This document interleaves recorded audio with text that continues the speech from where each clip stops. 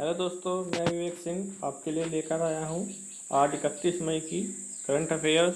ठीक है दोस्तों, तो हम स्टार्ट करते हैं। हमारा आज का पहला क्वेश्चन है कि किस देश ने one sun one world one grid योजना शुरू करने की बात कही है। तो दोस्तों, भारत देश ने, इंडिया ने one sun one world one grid योजना शुरू करने की बात कही है।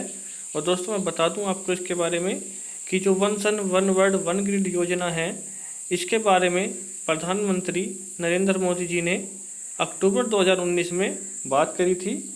देखिए दोस्तों, ये जो वन सन, इसकी जो शॉर्ट फॉर्म होती है OSOWOG। ठीक है दोस्तों, हम लोग इसको ओसो वोग भी बोलते हैं। ठीक है, और अगर हम बात करें कि ये योजना है क्या, तो इस योजना के अंतर्गत जो हमें सन से मिलने वाली एनर्जी है, उससे बिजली के उत्पादन को बढ़ाने की बात करी गई है, जो कि बॉर्डर के पार जो कि इंडिया है वो अपने कई पड़ोसी देशों को, जैसे कि नेपाल, म्यांमार, बांग्लादेश, भूटान और श्रीलंका को बिजली की सप्लाई करता है। और इस बिजली की सप्लाई को बढ़ाने के लिए, ठीक है दोस्तों, ये इंडिया की योजना है कि इसका यूज करके हम बिजली को जो पावर है उसको बढ़ा दें और 2030 तक जो इससे होने वाली बिजनेस है उसको 1 ट्रिलियन तक कर दें। ठीक है दोस्तों, और इस योजना के अंतर्गत जो इंडिया है उसकी प्लानिंग श्रीलंका तक इसको बिजली की सप्लाई जल्दी ही शुरू करने की योजना है। ठीक है, चलते हैं अपने नेक्स्ट क्वेश्चन की तरफ। तो जो क्वेश्चन नंबर 2 है वो है कि नेशनल कैरियर सर्विस NCS ने निःशुल्क ऑनलाइन कौशल प्रशिक्षण प्रदान करने के लिए TCS ION के साथ साझेदारी की है। तो जैसे दोस्तों, ये टस्कन के साथ जो साझेदारी की है NCS ने, यह पूछा गया कि किस मंत्रालय की परियोजना है। तो दोस्तों, जो हमारी NCS नेशनल कोरियर सर्विस है, ये श्रम एवं रोजगार मंत्रालय की परियोजना है। ठीक है दोस्तों, नेक्स्ट क्वेश्चन है कि किस राज्य सरकार ने प्रवासियों के लिए मुख्यमंत्री स्वरोजगार योजना का शुभारंभ किया है। तो दोस्तों, उत्तराखंड राज्य ने अपने जो वहाँ के प्रवासी हैं उनके लिए मुख्यमंत्री स्वरोजगार योजना का शुभारंभ किया है।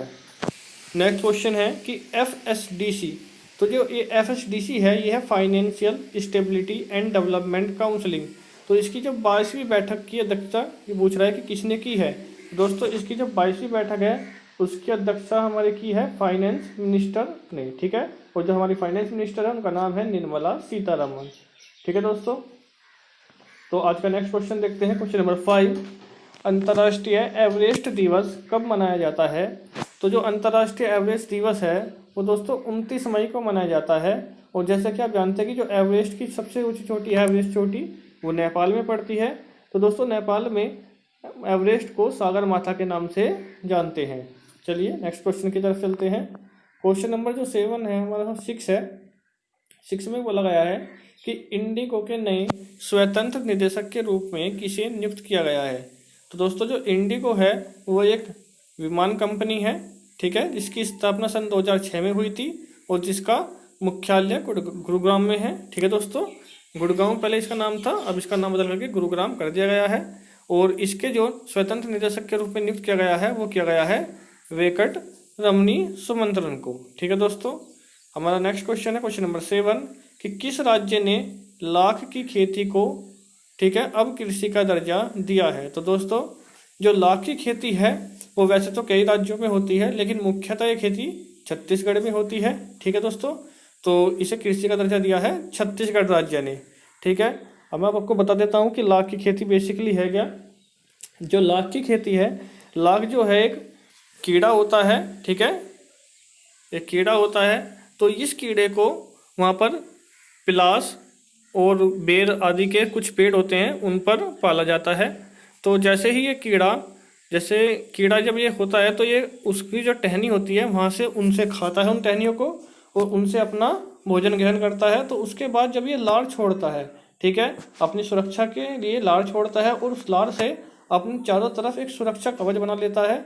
ठीक है, तो किसान जो है उन पेड़ की टहनियों को काट करके और उससे उस जो उनकी लार होती है उसको खुरच लेते हैं। तो उसी को हम लाख बोलते हैं। ठीक है दोस्तों। और इस लाख का यूज दोस्तों फलों को सजाने में, उनकी जो कोटिंग होती है फलों को, उन पर यूज किया जाता है। ये जो सजावट का काम होता है उनमें लाख का यूज किया जाता है, और वार्निश में भी लाख का यूज होता है दोस्तों, ठीक है। और लाख की जो है वो काफ़ी महंगा बिकता है। इस लाख की कीमत लगभग 500 रुपये किलो होती है।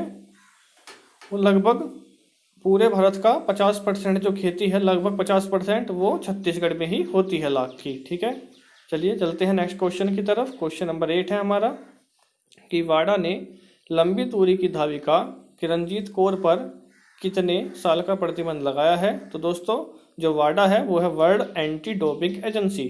तो एंटी डोपिंग एजेंसी है दोस्तों, तो इसने जो किरणजीत कौर हैं उन पर 4 साल का प्रतिबंध लगा दिया है। और दोस्तों आपको याद रखना होगा कि जो वाडा है उसकी स्थापना सन 1999 में, और जो इसका मुख्यालय है वो कनाडा में है। क्वेश्चन नंबर 9 कि किस देश ने ब्रिक्स के टैक्स प्राधिकारियों के प्रमुख की बैठक की मेजबानी की है। तो दोस्तों रूस ने इसके बैठक की है। और दोस्तों जो ब्रिक्स है उसकी कंट्रीज का नाम आपको याद रखना है, जिसमें है बी से ब्राज़ील, आर से रसिया, आई से इंडिया, सी से चाइना और एस से साउथ अफ्रीका। सन 2010 तक दोस्तों इसमें केवल 4 कंट्री थी, और 2010 में इसमें साउथ अफ्रीका जुड़ने के बाद ये ब्रिक्स हो गया, ठीक है दोस्तों। क्वेश्चन नंबर 10 हम लोग देख लेते हैं कि किस राज्य ने कोरोना वायरस की वजह से अपने खीर भवानी मेले को स्थगित किया। दोस्तों तो जो खीर भवानी मेला है वो दोस्तों जम्मू कश्मीर में लगाया जाता है, ठीक है। और ये इस साल कोरोना की वजह से स्थगित हो गया है। क्वेश्चन नंबर 11 की हम बात करते हैं कि किस राज्य सरकार ने गांव में रोजगार अवसर पैदा करने के लिए 300 करोड़ के विशेष पैकेज की घोषणा की है। तो दोस्तों तमिलनाडु की जो सरकार है वहाँ ने, तमिलनाडु राज्य ने इस चीज़ की घोषणा की है। नेक्स्ट क्वेश्चन है कि साई के महानिदेशक का कार्यकाल 2 साल बढ़ाया गया है, उनका क्या नाम है। तो जो साई के महानिदेशक है उनका कार्यकाल 2 साल बढ़ाया गया है, उनका जो नाम है वो है संदीप प्रधान। तो जो साई हैं वो स्पोर्ट्स अथॉरिटी ऑफ इंडिया, एक स्पोर्ट अथॉरिटी है इंडिया की, और जिसका जो स्थापना हुई थी वो 1984 में हुई थी, और इसका मुख्यालय नई दिल्ली में है। तो ठीक है दोस्तों, आज की हमारी वीडियो आपको कैसी लगी कमेंट करके ज़रूर बताएं, ठीक है दोस्तों। मिलते हैं हम लोग नेक्स्ट वीडियो में।